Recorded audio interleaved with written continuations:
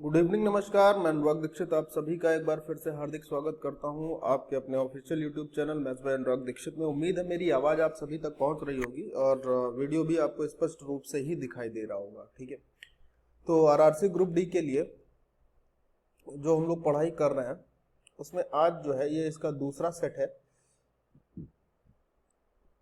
जितने भी लोग नए जुड़ रहे हैं प्लीज मेरा सबसे ये कहना है, जितने भी लोग नए चैनल पर विजिट करते हो प्लीज सबसे पहले तो चैनल को सब्सक्राइब कर लीजिए। सबसे पहला काम प्लीज ये कर लीजिए, चैनल को सब्सक्राइब कर ले। और दूसरा, टेलीग्राम चैनल को भी ज्वाइन कर ले, जो कि सेम नाम से है, इसी नाम से चैनल भी है, इसी नाम से टेलीग्राम चैनल भी है। ठीक है, तो इसको ज्वाइन कर ले, यहाँ पर आपको पीडीएफ मिल जाएगी और चैनल को प्लीज सब्सक्राइब करें। सभी के सभी लोगों से मेरा ये निवेदन है। चलिए अब शुरू करते हैं आज का अपने इस सेट को और क्वेश्चन पढ़ते हैं क्या कह रहा है। 6 क्रमिक सम संख्याओं का औसत जो है वो 25 है। उनमें से सबसे बड़ी और सबसे छोटी संख्या का जो अंतर पूछ रहा है वो कितना पूछ रहा है। तो देखिए सवाल बहुत ज्यादा कठिन नहीं, थोड़ा आपको समझना होगा। 6 संख्याएं हैं, 1 2 3 4 5 और 6। ये सारी की सारी संख्याएं कैसी दी हुई हैं? सम संख्याएं हैं और क्रमिक संख्याएं हैं। सम है और कैसी है? क्रमिक है।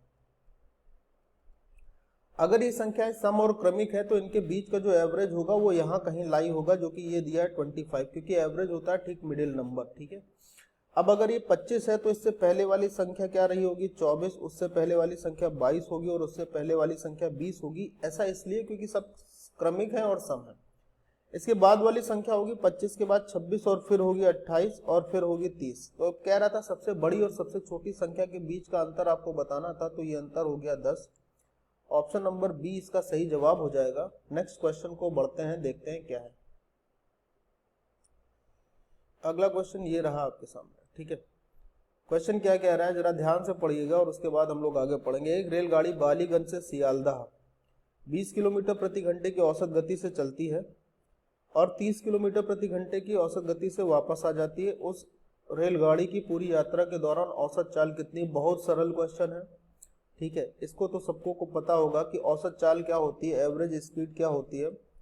जब किसी एक निश्चित दूरी को जाने में दूसरी स्पीड और आने में दूसरी स्पीड से तय किया जाता है, अलग अलग स्पीड से तय किया जाता है, तो एवरेज स्पीड होती है 2s1s2 upon s1 plus s2। ये बात सभी लोग जानते हैं, इसमें कोई नई बात नहीं है, ना ही मैं कोई नई बात बता रहा हूँ। ठीक है, तो 20 गुणे 30 और बटे में 20 प्लस 30 यानी कि 50। 10 से 3 बार, 10 से 5 बार, 5 से 4 बार, 4 3 12 और दूनी 24 हो जाएगी किलोमीटर प्रति घंटे।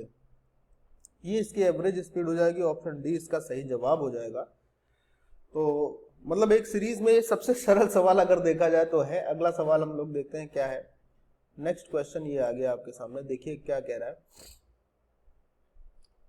100 प्रेक्षण है, उनका समांतर माध्यम जो है वो 24 है। मतलब जो ऑब्जर्वेशन है, ठीक है, समांतर माध्यम से समांतर माध्य होना चाहिए, 24 है। उन प्रेक्षणों में प्रत्येक में 6 जोड़ने पर और उसके बाद प्रत्येक को 2.5 से गुणा करने पर नया समांतर माध्य कितना होगा, यानी कि नया मीन क्या होगा। तो देखिए भाई इस सवाल को समझ लीजिए और फिर उसके बाद हम लोग करेंगे। देखिए अगर कोई आपको सीरीज दे रखा हो, कुछ प्रेक्षण दिए हो, यानी A1, ठीक है, A2, A3 या A4, कुछ ऐसे मान लीजिए प्रेक्षण दिए हैं आपको, 100 प्रेक्षण A100 तक। बहुत ध्यान से सुनिएगा। तो आपको ये पता होना चाहिए कि किसी भी प्रेक्षण का, अच्छा जो समांतर माध्य है ना, इसका डायरेक्ट मतलब है ये उसके औसत की बात कर रहे हैं। किसकी बात कर रहे हैं? समांतर माध्य मतलब ये उसके औसत की बात कर रहे हैं। ठीक है, समांतर माध्य मतलब औसत की बात हो रही है यहाँ पे। तो देखिए अगर इन संख्याओं में ये जो प्रेक्षण दिए हैं इसमें आप कोई भी ऑपरेशन परफॉर्म करते हैं, चाहे कुछ भी आप जोड़िए, चाहे कुछ भी घटाइए, चाहे कुछ भी गुणा करिए, ठीक है, चाहे कुछ भी गुणा करिए और चाहे किसी भी चीज से डिवीजन करिए, भाग दीजिए, उसका डायरेक्ट असर सीधे उसके किस पर पड़ता है? औसत पर। यानी कि आप कह सकते हो प्रेक्षण पर किया गया कोई भी ऑपरेशन, प्रेक्षण पर किया गया कोई भी ऑपरेशन, यानी कि माइनस, प्लस, मल्टीप्लाई या फिर डिवीजन, वो समानुपाती होता है उसके औसत के। मतलब सीधे सीधे औसत पर वही प्रभाव पड़ेगा। ठीक है भाई, अब देखिए सवाल तो फिर सरल हो गया। इसका मतलब क्यों भैया? कहने का मतलब ये है कि अगर पहले सब में 6 जोड़ा जा रहा है, ठीक, और फिर उसमें क्या किया जा रहा है, देखिए 24 में पहले तो आप 6 जोड़ देंगे, जो पुराना ये क्या था, पुराना औसत था कि नहीं था, पुराना औसत कितना था 24, तो इसमें 6 जोड़ दीजिए, नया औसत हो गया 30। अब फिर इस नए औसत 30 में आपको कितने से मल्टीप्लाई करना है, 2.5 से मल्टीप्लाई करना है, 2.5 से मल्टीप्लाई कर दीजिए, 30 दूनी 60, 15 75, तो नया जो समांतर माध्य हो जाएगा वो हो जाएगा 75। ऑप्शन बी सही जवाब हो जाएगा। अगला क्वेश्चन देखते हैं, ठीक है। ये अच्छा क्वेश्चन था, थोड़ा सा टेक्निकल था, आपको समझनी होगी ये बात, ठीक है। अगला प्रश्न देख लीजिए। कह रहे हैं सचिन तेंदुलकर है सर्टेन एवरेज। सचिन तेंदुलकर जो है ना भैया, ये बहुत अच्छे बैट्समैन हैं। सचिन तेंदुलकर की 11 पारियों का निश्चित औसत है, ठीक है। उसने अपनी 12वीं पारी में 120 रन बनाए और अपने औसत में 5 रनों की वृद्धि कर दी। तदनुसार उसका नया औसत क्या होगा। देख लो कितना सरल सवाल है, बस क्या है ना कि थोड़ा सा समझ लोगे तो अच्छा रहेगा। मान लीजिए उसका जो पुराना औसत है 11 पारियों तक का उसका औसत है, मैंने कहा वो औसत x है, तो 11 पारी जब तक खेली होगी तो उसने x के औसत से रन बना लिए होंगे, तो 11x। अब देखिए 12वीं पारी जैसे ही वो खेलता है उसमें 120 रन बनाता है। तो अब तक वो टोटल कितनी पारी खेल चुका है, 11 ये वाली और एक जिसमें 120 रन बनाए हैं, यानी कि 12 इनिंग। और 12 इनिंग में उसका औसत जो है वो 5 रन से बढ़ गया है, x+5 हो गया। तो देखो भैया 12x ये 11x इधर माइनस होगा आके तो x बचेगा, और 12 पंचे 60 इधर माइनस होगा तो 60 हो जाएगा।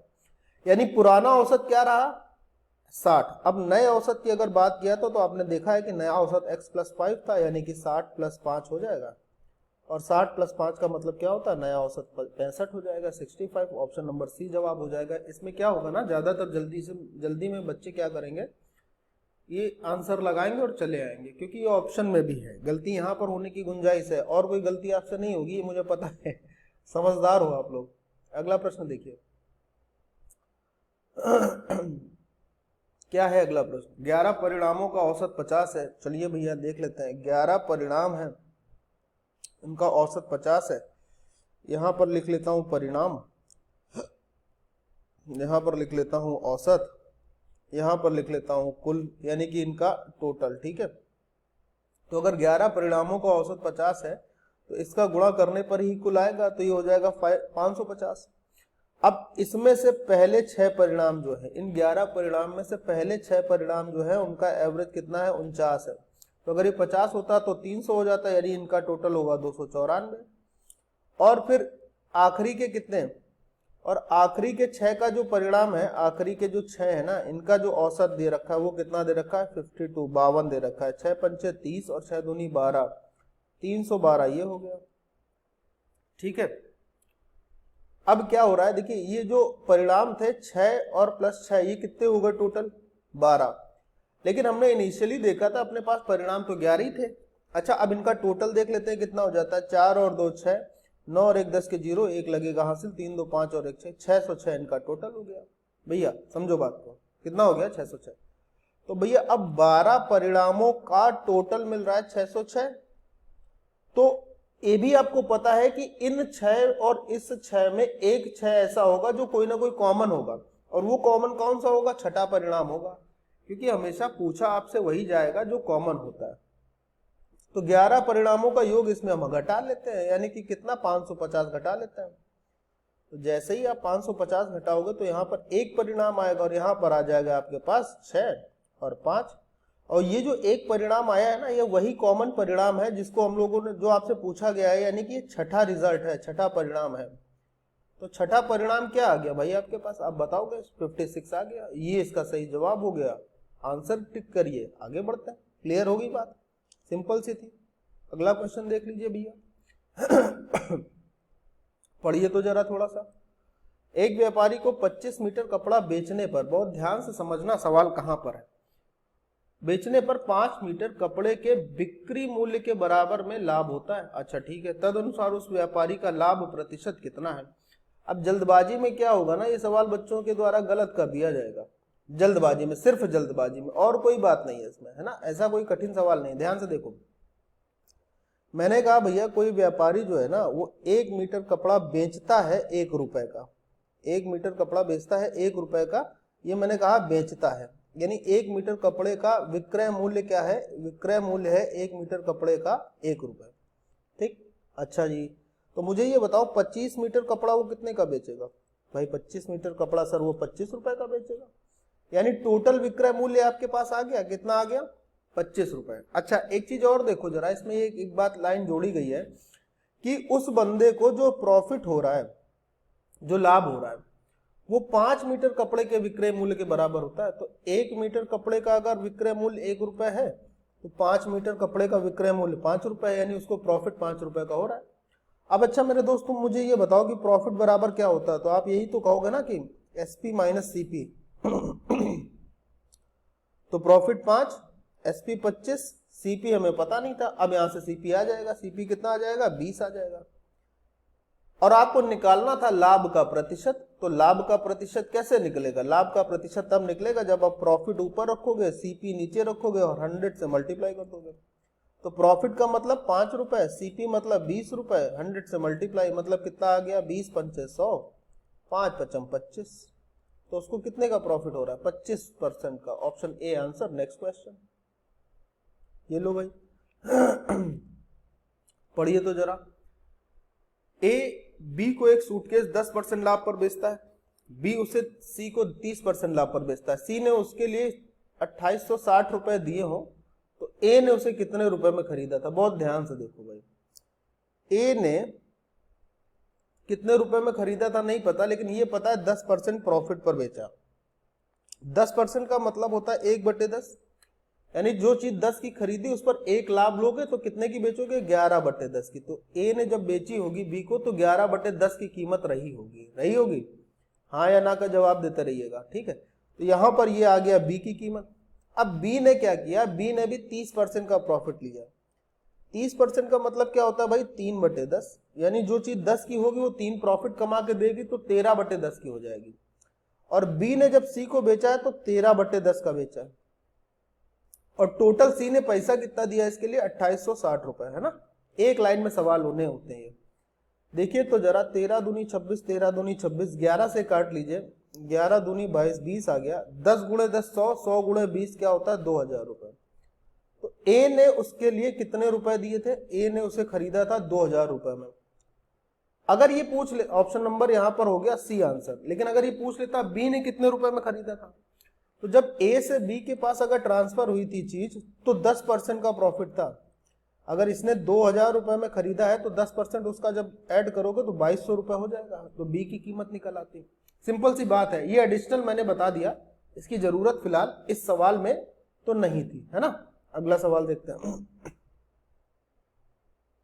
ये देखिए नेक्स्ट क्वेश्चन क्या कह रहा है। गीता ने भूमि का एक प्लॉट 96,000 रुपए में खरीदा।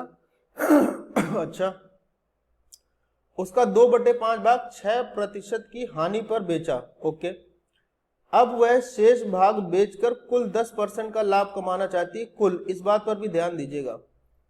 तद अनुसार शेष भाग उसे कितने प्रतिशत लाभ पर बेचना पड़ेगा। अब क्या होता है ना इस सवाल में, देखो मैं आपको इस सवाल का बहुत अच्छा तरीका बताने जा रहा हूं, मतलब इतना बेहतरीन कि आपका दिल गार्डन गार्डन हो जाएगा, ठीक है। होता क्या है ना इस सवाल में, कई बच्चे एक्स वाला तरीका लगाएंगे, कई बच्चे एलिगेशन लगाएंगे, कोई कुछ लगाएगा, कोई कुछ लगाएगा। मैं आपको आज इस सवाल की सबसे ज्यादा जो शॉर्ट ट्रिक है, जो सबसे ज्यादा शॉर्ट तरीका है, ठीक है। ट्रिक हालांकि मुझे कहना अच्छा नहीं लगता है कभी भी, शॉर्ट मेथड में आपको सबसे बता रहा हूं, ध्यान से सुनना। देखो 2/5 भाग का मतलब क्या है कि 5 जो है वो उसका कुल भाग है, जबकि 2 उसमें इस 5 का एक हिस्सा है। यस और नो, इतनी बात से सहमत हो मेरी, ठीक है। ध्यान से देखना, कोई मतलब नहीं 96,000 से। तो 5 में से 2 हिस्सा उसने क्या किया, 6% की हानि पर, माइनस इसलिए लेके चलना कि हानि हुई, माइनस का 12 आ जाएगा। ओके, दूसरी बात, हमें ये बताओ कि अगर इस 5 में से आपने 2 हिस्सा बेच दिया है, 5 में से अगर 2 हिस्सा बेच दिया तो बचा हुआ हिस्सा 3 का होगा। अब इस बचे हुए हिस्से को कह रहा है कितने प्रतिशत लाभ पर बेचे, तो अगर ये वैल्यू नहीं पता है तो ऑब्वियसली ये वैल्यू नहीं पता होगी कि उसे टोटल पर, टोटल यानी 5 हिस्से पर 10% का मुनाफा हो जाए। तो 10% मुनाफा होने के बाद यहाँ पे 50 आएगा भैया, समझो। अब अच्छा ये बताओ, -12 से अगर +50 पर आना है तो यहाँ पर क्या लिखना होगा। तो आप कहोगे सर -12 से अगर +50 पर आना है तो यहाँ पर पक्की बात है कि प्लस का 62 लिखना होगा। मैंने कहा हाँ। अब देखो तो आपके पास सवाल का जवाब कैसे आया, 3 गुणे एक्स का मान जो है प्लस का 62 है, तो एक्स की वैल्यू बता दो, यही प्रॉफिट होगा। तो आप कहोगे सर 62/3, और 62/3 का मतलब होता है 20 × 60 2/3, यानी कि उसको जो लाभ होगा ना दूसरे भाग पर वो कितना होगा, 20 सही 2/3% का लाभ होगा। और ये इस सवाल का आंसर ऑप्शन नंबर बी। अब इससे सरल कोई तरीका हो सकता है क्या, इजीएस्ट मेथड है भाई ये, कहीं भी देख लो उठा के पूरे उस पर, इजीएस्ट मेथड है, इससे सरल कोई तरीका है ही नहीं। ठीक है, नेक्स्ट क्वेश्चन आओ,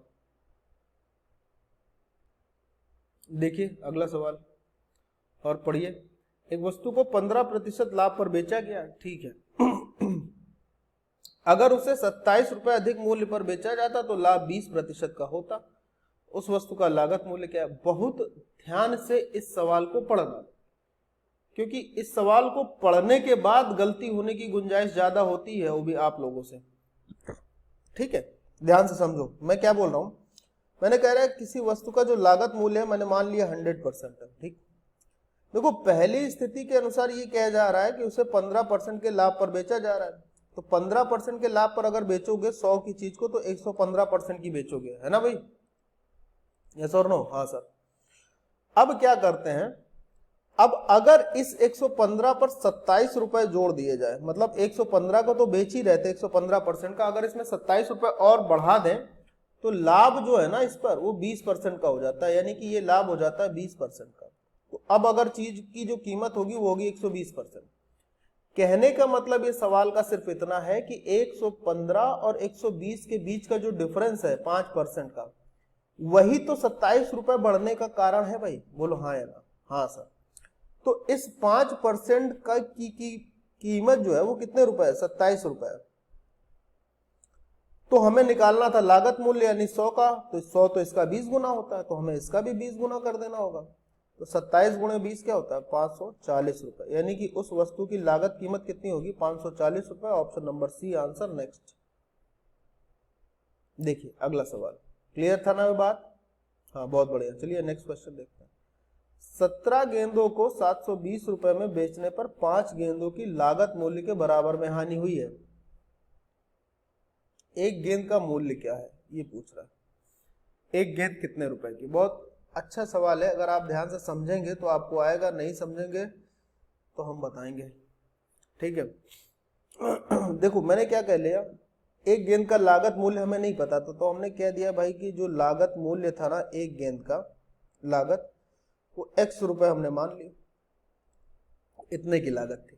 ठीक, अब देखो कह रहा है 17 गेंदों को 720 रुपए में बेचा है, तो अगर 720 रुपए में बेचा है ना, तो ये 720 रुपए उसका विक्रय मूल्य होगा सारी की सारी गेंदों का, 17 गेंदों का, है ना।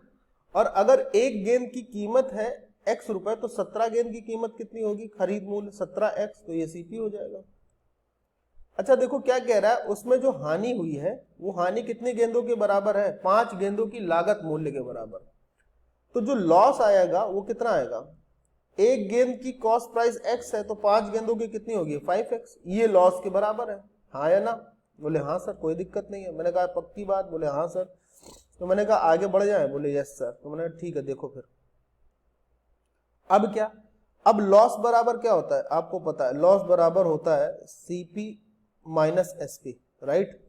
तो लॉस है 5x का, हमें लागत मूल्य पता थी 17x 17x, SP हमें पता था 720। इसको इधर भेज दीजिए 720 को, और 17 को इधर घटा दीजिए तो 12x बचेगा। तो x जब इससे डिवाइड करोगे तो 60 आ जाएगा, तो x की कीमत क्या आ जाएगी 60 रुपए। तो आपसे जो पूछ रहा था क्या कि एक गेंद का लागत मूल्य जो आपने माना था x रुपए, वो कितना आ चुका है 60 रुपए। ऑप्शन नंबर डी सही जवाब। नेक्स्ट क्वेश्चन, ये लीजिए अगला सवाल। तो पढ़ना बहुत जरूरी है।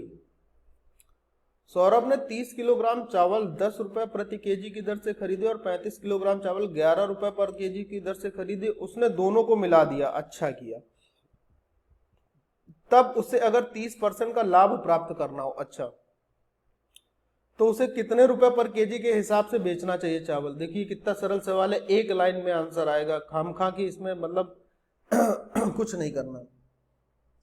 देखो अगर 30 केजी चावल है और जिसकी कीमत 10 रुपए पर केजी है, ध्यान से देखना। तो इसकी टोटल कीमत 300 रुपये होगी, बोले हाँ सर, ओके। फिर उसके बाद 35 केजी अगर चावल है और कीमत है 11 रुपये पर केजी के हिसाब से, तो इसकी टोटल कीमत 11 पचे 55, 5 11 33 और 5 38 होगी। यानी टोटल कीमत जो होगी, जो खरीद मूल्य होगा दोनों का, वो 685 रुपये होगा। हाँ या ना, बोले हाँ सर। अब इस पर फायदा लेना है 30% का, यानी कि 13/10 से गुणा, और अब इसको बेचना भी तो था, तो बेचने के लिए 30 किलो ये था, 35 किलो ये था, टोटल कितने किलो हो गया, 65 किलो हो गया। सॉल्व कर लीजिए, आपका जवाब आपके सामने दिखेगा। बोले हाँ सर, हमने कहा देखो 13 पचे 65, 5 से इसको काटा, 5 एकम 5, फिर 5 तिहाई 15, 5 एकम 5, 1 बचेगा, 5 तिहाई 15, 3 बचेगा, 5 सत्ते 35, ठीक है। एक अंक पर दशमलव लगा दो। तो अब जो बेचोगे वो कितने रुपए में बेचोगे, 13 रुपए 70 पैसे पर केजी के हिसाब से अगर बेचोगे तो 30% का फायदा होता हुआ चलेगा। ऑप्शन सी जवाब। नेक्स्ट क्वेश्चन, ये देखिए पढ़िए, छोटा सा क्वेश्चन, अच्छा सा क्वेश्चन। किसी संख्या में 45/2% की वृद्धि करने पर, बहुत बढ़िया सवाल है, थोड़ा सा ध्यान से देखना। सबसे पहले तो आप ये समझ लो 45/2% का मतलब क्या होता है। इसका ये मतलब है कि 45/2 तो लिखा ही जाएगा, प्रतिशत में नीचे आप 100 लिखोगे। अब ये क्या बन जाएगा, अब ये जो बना है, ये जो संख्या है, आप इसको x के साथ लिख सकते हो, ये 98 हो जाती है। बस सिंपल सी बात थी, कितनी हो जाती है, 98। आपसे कह रहा तो संख्या क्या होगी, अब आपको ये बताना संख्या। इसको आप जितना मिनिमाइज कर लोगे उतना आपके लिए फायदा होगा, ठीक है भाई। आपने कहा 5 9 45 और 5 से 20 बार ये घट गया, यानी कि ये जो संख्या 45%, 45/2% का था, वो था 9/40। बहुत ध्यान से सुनना मेरी बात। अर्थात ये है कि जो संख्या खुद में पहले 40 थी, वो 9 बढ़ जाने के कारण 49 हो गई, और जब वो 49 हो गई तो उसका मान 98 है। 49 एकम 49, 49 दूनी 98, तो 40 एकम 40, 40 दूनी कितना होगा, 80 होगा। तो संख्या क्या जो थी वो 80 हो जाएगी। अगला सवाल देखिए, पढ़िए और समझिएगा। दो चीज ए और बी क्रमशः 10% और 15% के लाभ पर बेची गई, यदि उन पर प्राप्त लाभ की राशि समान हो तो ए और बी का लागत मूल्य क्या होगा। तो भाई छोटी सी बात है कि अगर दो चीजें जिस पर होने वाले प्रॉफिट का परसेंट जो है वो अलग अलग हो, ठीक है, ध्यान से सुनना मेरी बात। अब ये पहली चीज हो, ये आपके पास दूसरी चीज हो, आपको बोले कि इस पर आपको 10% का प्रॉफिट हो रहा है और इस पर आपको 15% का प्रॉफिट हो रहा है, लेकिन इसके बावजूद ये भी कह दे कि इसकी जो राशि आएगी, रुपए जो आएंगे दोनों के, वो रुपए बराबर होंगे। इसका मतलब क्या होगा, इसका मतलब ये होगा जिस पे कम लाभ हो रहा है वो राशि बड़ी होगी, वो राशि क्या होगी, बड़ी होगी, और जिस पे लाभ ज्यादा हो रहा है वो राशि छोटी होगी। तो सबसे पहले तो देख लो कि बड़े पहले कौन लिखा है, छोटा कौन है, तो ये आंसर तो हो नहीं सकता था, है ना, ये और ये आंसर तो हो नहीं सकता है। अब इनमें से कुछ आंसर होने की उम्मीद है, कौन सा होगा देखते हैं। बहुत ज्यादा फर्क होना नहीं है। देखिए अगर हम आपको ये बताएं कि ये रेशियो जो है ना, ये 2 और 3 का है इनके लाभ का, तो जो राशियां होंगी वो जस्ट इसके अपोजिट रेशियो की होंगी, यानी कि 3 और 2 की होंगी। अब आपको ये देखना होगा कि कौन सी राशि 3 और 2 में है इन बचे हुए 2 ऑप्शंस में, तो ये तो है नहीं भैया, तो ये आपका जवाब हो जाएगा कि ये राशि होगी 3000 और ये राशि होगी 2000। आप चाहो तो चेक कर लो, 3000 का 10% भी 300 होता है और 2000 का 15% भी 300 होता है, ठीक है। तो सही जवाब होगा option number C. Next question पे आ रहा है। अगला क्वेश्चन, एक परीक्षा में 40, 50 तथा 60, ध्यान से सुनिएगा, एक परीक्षा में 40, 50 तथा 60 छात्रों वाले 3 समूहों ने भाग लिया, ओके। उसमें से उनका उत्तीर्णता जो प्रतिशत था, उत्तीर्ण होने का, पास होने का जो परसेंट था वो 100, 90 और 80 था। तो सभी कुल छात्रों का उत्तीर्ण प्रतिशत क्या होना चाहिए। भाई एक लाइन का सवाल है, बस समझने की बात है कि क्या होगा। अच्छा आप ये देखो जरा कि जो 40 छात्र एक क्लास में, 50 छात्र एक क्लास में, 60 छात्र एक क्लास में, टोटल कितने छात्र हो गए, 150 छात्र, है ना। प्रतिशत निकालने में इसकी जरूरत पड़ेगी, आगे का भी सोचना होगा आपको। अब इसमें पास हुए 100%, यानी 40 के 40 पास हो गए, इसमें पास हुए 90%, इसमें 100% पास हुए, इसमें 90% पास हुए, तो 50 का 90% 45, इसमें पास हुए सिर्फ 80%, तो 8 छंग 48 छात्र ये पास हुए। तो टोटल कितने पास हो गए? 8 5 13, 3 4 3 12, 133 छात्र पास हो गए 150 में। कितने प्रतिशत है, सिर्फ इतनी बात बतानी है। 133 150 का कितने परसेंट है? 100। 50 दूनी 100, 50 3 150, 266/3 आ जाएगा, और 266/3 का मतलब ही हो जाएगा 3 अट्ठे 24, 3 अट्ठे 24, 88 सही 2/3% कुल छात्र पास होंगे, यानी ऑप्शन नंबर ए सही जवाब होगा। और भैया अब इससे सरल कुछ हो नहीं सकता है। अगला सवाल हम लोग बढ़ रहे हैं, देख रहे हैं, ठीक है। नेक्स्ट क्वेश्चन, ये लो अगला सवाल आ गया, ध्यान से पढ़ते चलिए, करते चलिए, पढ़ते चलिए, करते चलिए। एक साइकिल चालक ने निश्चित गति से एक निश्चित दूरी तय करी। एक जॉगर उसकी आधी दूरी को 2 गुने समय में तय करे, तो उस जॉगर और साइकिल की चाल की गतियों का अनुपात क्या होगा? बेहद सरल सवाल है। अब आपको भी समझाते हैं कि बेहद सरल कैसे है। ये साइकिल चालक, बी फॉर बाइसिकल चालक, और सिर्फ जॉगर, ठीक है। अब हम ये क्या कह रहे हैं? साइकिल चालक ने निश्चित दूरी निश्चित समय से तय करी। हमने कहा इसने 10 किलोमीटर तय किया, ये डिस्टेंस लिख लेता हूं, और ये स्पीड लिख लेता हूं। निश्चित गति से निश्चित दूरी तय करी, और यहां पर स्पीड लिख ली। मैंने कहा 5 की स्पीड से अगर इसने तय किया होता तो इसको जो टाइम लगता है वो 2 घंटे लगता है। लगता है या नहीं लगता है? हाँ या ना का जवाब देना। हाँ सर लगता। अब कह रहा है जॉगर उसकी आधी दूरी को, आधी दूरी यानी कि 5 को, और आधी दूरी 2 गुने समय में तय करता है। 2 गुने समय यानी कि 4 के समय में तय करता है, 4 घंटे में। तो इसकी स्पीड क्या होगी बताइए? तो इसकी स्पीड आप ये कहोगे 4 बराबर सर दूरी बटे समय होता है, यानी कि इसकी स्पीड 5/4 होगी। मैंने कहा चलो, अब इसकी स्पीड का रेशियो लेना। अगर कोई तुमसे कहे 5 और 5/4 का अनुपात बताओगे तो तुम क्या बताओगे? इससे तो ये कट जाएगा, 4 का इधर गुणा हो जाएगा। क्या होगा अनुपात? 4:1 होगा स्पीड का। तो ऑप्शन नंबर बी सही जवाब। नेक्स्ट बढ़ जाते हैं। किसका किसका पूछा था? तो जॉगर और साइकिल चालक का पूछा। साइकिल चालक और जॉगर का नहीं पूछा है, जॉगर और साइकिल चालक। ये बाइसिकल वाला था, ये जॉगर था, तो 1 और 4 होगा। क्या होगा? 1 और 4 रेशियो होगा, यानी कि बी नहीं होके ऑप्शन ए होगा। देखा आपने, जल्दबाजी का नतीजा, पोलियो की 2 खुराक ना लेने का नतीजा। अमिताभ बच्चन ऐड करता है ना। चलो नेक्स्ट क्वेश्चन देखो, अगला सवाल देखते हैं। कह रहा है 2 स्थान है ए और बी के बीच की दूरी 999 किलोमीटर है। एक एक्सप्रेस गाड़ी 6 बजे से 5.5 किलोमीटर प्रति घंटे की गति से चलते छूटती, और रास्ते में 1 घंटे यहाँ पर इतने मिनट रुकती है। बी पर किस समय पहुंचेगी? अच्छा जी, ठीक है। देखिए देखिए देखिए देखिए देखिए, कहाँ गया? हाँ ठीक है। कह रहा एक दूरी जो है, मान लीजिए ये एक डिस्टेंस ले लेते हैं, 2 स्थान है ए और बी। एक ये ए ले लिया, ये बी ले लिया, इनके बीच की दूरी आपको बोला है कि 999 किलोमीटर है। स्थान ए से एक गाड़ी निकलती है, और उसकी स्पीड जो होती है वो होती है 55.5 किलोमीटर प्रति घंटे की स्पीड से निकलती है ये ट्रेन बी के लिए, ठीक है। और ये निकलती है सुबह के 6 बजे, ठीक है। चलिए ये भी बात ठीक है।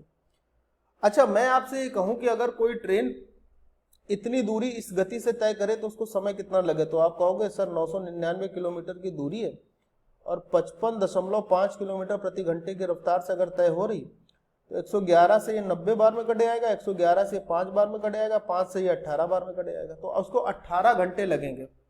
यानी कि अगर ये ट्रेन को सिर्फ और सिर्फ दूरी तय करनी होती तो उसे 18 घंटे तो लगते ही लगते हैं। इसके बाद ट्रेन बीच में 1 घंटे 20 मिनट रुकी भी है, 1 घंटे 20 मिनट रुकी है, तो इसका मतलब उस ट्रेन को टोटल 19 घंटे 20 मिनट लगा होगा समय।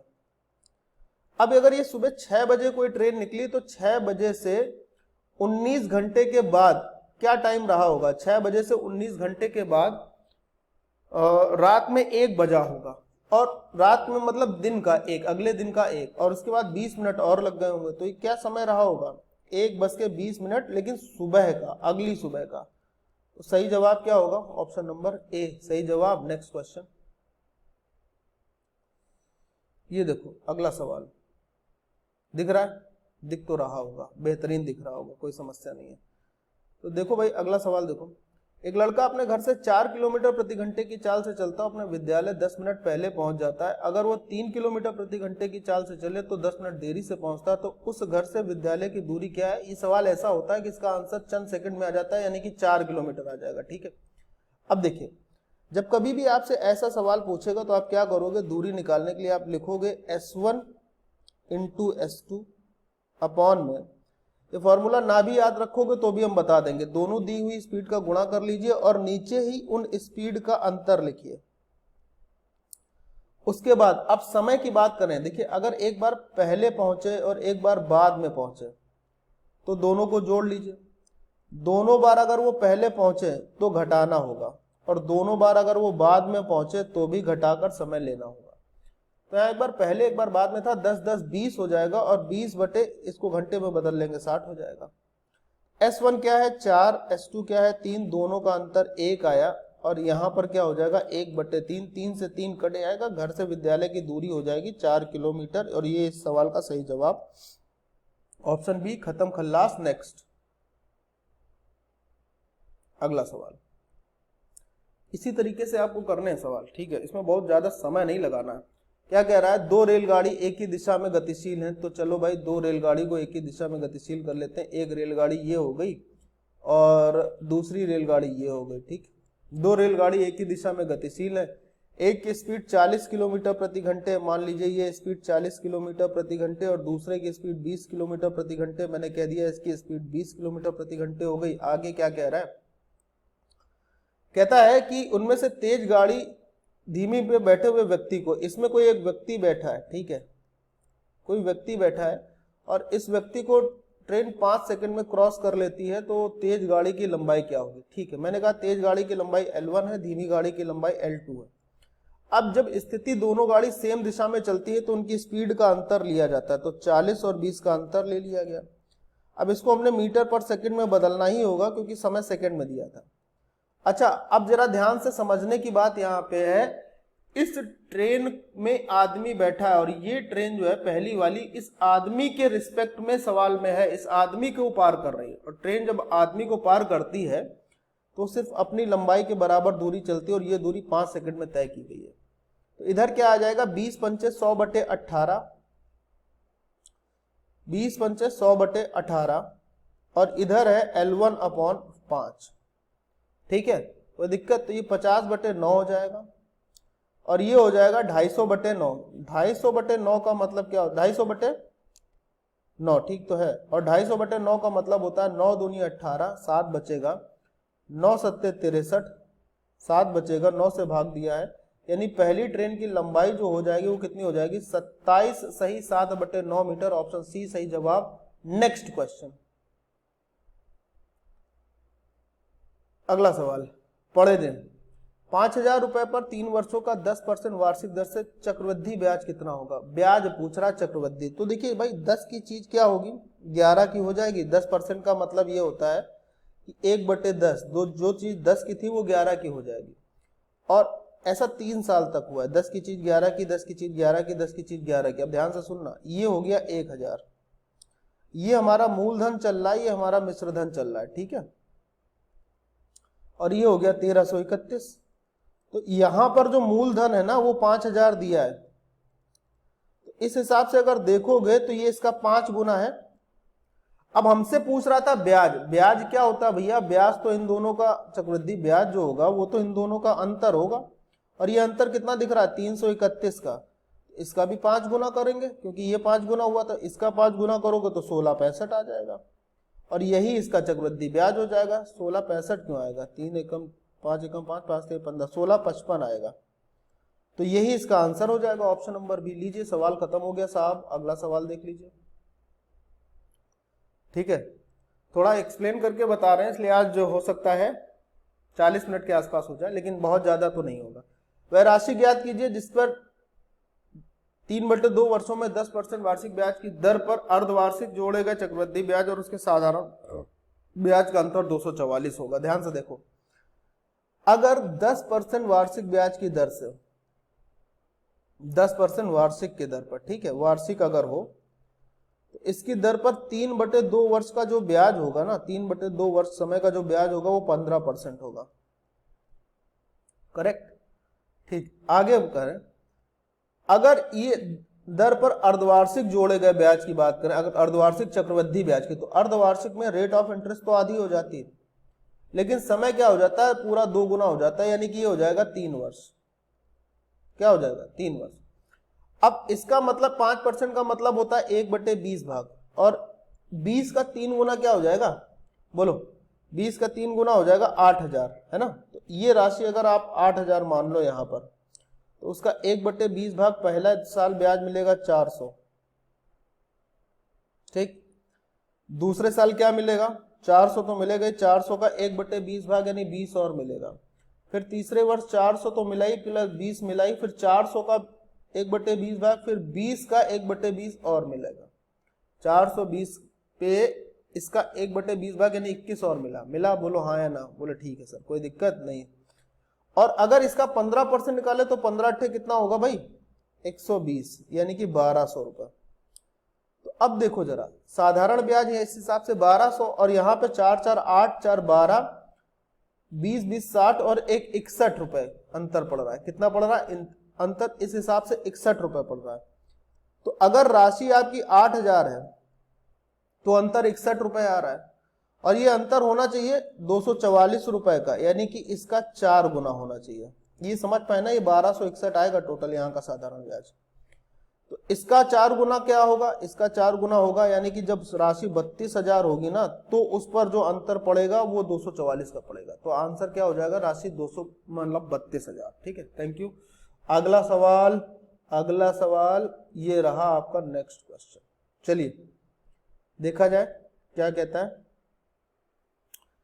रुपए 3200 की राशि पर 10% वार्षिक दर पर त्रिमासिक आधार पर निवेश करने पर 3,362 रुपए हो जाती है। उस निवेश की अवधि क्या होगी, बढ़िया ध्यान से समझना।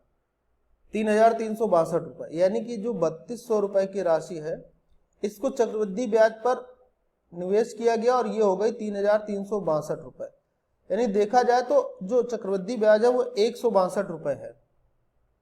अब रेट ऑफ इंटरेस्ट क्या दी थी, 10%, लेकिन समय जो था ना, टाइम, वो कह रहा था क्वार्टरली, यानी कि त्रैमासिक, क्वार्टरली, ठीक। तो जब समय क्वार्टरली बोलता है तो रेट ऑफ इंटरेस्ट में 4 से डिवाइड कर दिया जाता है और समय में 4 से मल्टीप्लाई कर दिया जाता है। यानी अब समय पूरा हो गया 1 वर्ष का, अब समय हमें निकालना है। अच्छा, समय निकालना है, लेकिन रेट ऑफ इंटरेस्ट कितनी हो गई, 2.5% रह गई भाई, सिर्फ 2.5%, है ना। अब अच्छा, मैं तुमसे क्या पूछ रहा हूं, मैं पूछ रहा हूं अगर सिर्फ तुम 2.5% को थोड़ा सा एक्सप्लेन करके हमें बताओगे तो 2.5% का मतलब तो यही होता है ना, 2.5% का दशमलव हटा के 0 बढ़ा लेना, 25 से कम 25, 25 चौको 100, 1/40 हिस्सा। अब अगर मैं तुमसे कहूं कि 3200 का 1/40 क्या होगा, तो आपका जवाब होगा, ये कट जाएगा, 4 अट्ठे 32, यानी 1 साल में 80 रुपए साधारण ब्याज मिलेगा, वो चक्रवृद्धि ब्याज मिलेगा 1 साल में 80 रुपए। अगले साल में 80 रुपए फिर मिलेगा और इसका 1/40 और मिलेगा, इसका 1/40 यानी 2 और मिलेगा। जोड़ो देखो, 162 हो जाएगा, और ये 162 होने में 1 साल ये लगा, 1 साल ये लगा, कितने वर्ष लगे, 2 वर्ष लगे। तो सही जवाब क्या होगा, 2 वर्ष। क्लियर, कितना सरल सवाल था। नेक्स्ट ये लीजिए भैया, कोई धनराशि वार्षिक आधार पर चक्रवृद्धि ब्याज पर 2 वर्ष में अपने आप का 1.44 गुना हो जाती। मैंने कहा मूलधन जो था वो 1 रुपए था, और जो इसका मिश्र धन हो गया वो 1.44 हो गया। और ये जो प्रक्रिया हुई है ये 2 वर्षों में हुई है, 2 साल में हुई है, और चक्रवृद्धि ब्याज पर हुई है। दशमलव हटा के 0 बढ़ा सकते हैं। अगर समय 2 वर्ष का है तो स्क्वायर रूट इसका 10 आ जाएगा, इसका 12 आ जाएगा। तो 10 से 12 होता है 1 साल में, तो 2 रुपए चक्रवृद्धि ब्याज मिलता है, कितने पर, 10 पर। और 2/10 का मतलब 1/5 होता है, जिसका मतलब होता है 20%। यानी ब्याज की दर जो यहाँ पूछी गई थी वो 20% हो जाएगी। सवाल खत्म। नेक्स्ट आओ, अगर हो तो है। देखिए सवाल क्या कह रहा है। सवाल कर रहा है एक आयताकार मैदान की चौड़ाई तथा लंबाई 3 और 4 के अनुपात में है। तो भैया एक आयताकार मैदान हम ले लेते हैं, इस आयताकार मैदान की लंबाई और चौड़ाई 3 और 4 के अनुपात में भी कर लेते हैं कि ये 3x हो गई और ये 4x हो गई। उस मैदान का क्षेत्रफल इतने हेक्टेयर है, 1 हेक्टेयर में होते हैं 10,000 स्क्वायर मीटर, 10,000 स्क्वायर मीटर। तो 1/12 हेक्टेयर में कितने होंगे? आप कहोगे सर 10,000/12 होंगे स्क्वायर मीटर। इसका मतलब यहां से अपना काम बनेगा, यहां से अपना काम ये बनेगा कि अगर मैं इसका क्षेत्रफल निकालता, इसका जो क्षेत्रफल दिया ना इस मैदान का, वो ऐसे ही दिया 10,000/12 वर्ग मीटर, राइट। तो अब मैदान का अगर क्षेत्रफल निकालूंगा तो आएगा 12x², जो कि किसके बराबर हो जाएगा? 10,000/12 के। बोलिए भैया, 12 नीचे भेजोगे, x² की कीमत क्या आ जाएगी? x² की कीमत आ जाएगी 10,000/12, 144। तो अब अगर इसका स्क्वायर रूट लोगे तो 10,000 का तो 100 होता है और इसका ये होता है ना। बोलो, x का मान आ गया 100/12। x का मान कितना आ गया? 100/12। क्या पूछ रहा था? मैदान की चौड़ाई कितनी होगी? मैदान की चौड़ाई थी 3x, तो 3 × 100/12, 3 चौको 12 और 4 से काटोगे 25 बार कटेगा, तो मैदान की चौड़ाई कितनी हो जाएगी? 25 मीटर हो जाएगी। ये लीजिए, सवाल का जवाब आ चुका है। अगला प्रश्न देख लेते हैं, अगर है तो है। बहुत बढ़िया, अगर है पढ़ते हैं। एक लंबवृत्तीय शंकु की ऊंचाई इतने मीटर है, उसके आधार की त्रिज्या इतनी, इसको पिघलाकर इतने त्रिज्या वाला एक लंबवृत्तीय शंकु ढाला जाता है। शंकु की ऊंचाई क्या होगी? ध्यान से देखना भैया, मैं आपको जो बताना चाह रहा हूं। एक ये शंकु है, ठीक है, जिसकी ऊंचाई दी है 3.6 और त्रिज्या कितनी दी है? 1.6। ठीक, अब देखो एक दूसरा शंकु है, उस शंकु को, इस शंकु को पिघलाकर एक दूसरा शंकु बनाया जाएगा। इस दूसरे शंकु में क्या है ना, इस शंकु की आधार की त्रिज्या 1.2 होगी और इसकी ऊंचाई हमें ज्ञात करनी। बहुत ध्यान से सुनना भाई, आपका सवाल का जवाब देखो कैसे आएगा। हमें पता है कि शंकु जब ढलता है तो उसका आयतन ढलता है, और शंकु का जो आयतन होता है वो होता है 1/3 πr²h, यही तो होता है, πr²h, राइट। पाई और 1/3 तो कांस्टेंट वैल्यू है, तो इससे मतलब रखना ही नहीं, हमें मतलब रखना है किससे? इससे। अच्छा, अगर मैं त्रिज्या की बात करता हूं तो यहां 1.6 और 1.6 यानी कि 256 आएगा, 2.56। और अगर इसकी बात मैं कर लेता हूं, यहां पर त्रिज्या क्या आएगी? 1.44, 12 का स्क्वायर आ जाएगा, दशमलव से दशमलव हटे जाएगा। अब अगर मैं तुमसे कहता हूं कि इसको काट दो, तो क्या काटोगे? कैसे काटोगे जरा देखना भैया। 72 दूनी 144, बल्कि ये कटे आएगा 4 से, 4 छंग 24 और 4 चौको 16, और इसको 4 से काटो, 4 3 12 और 2 हो जाएगा 4 छंग 24। ठीक,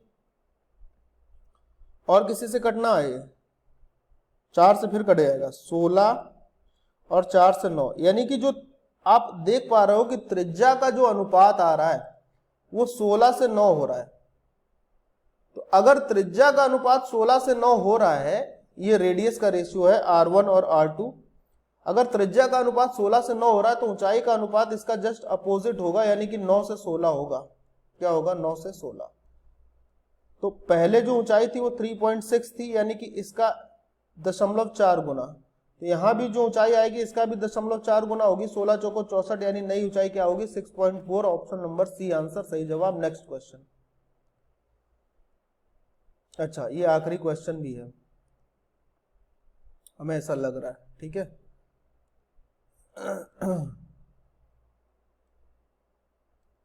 चलिए इस क्वेश्चन को भी देख लेते हैं।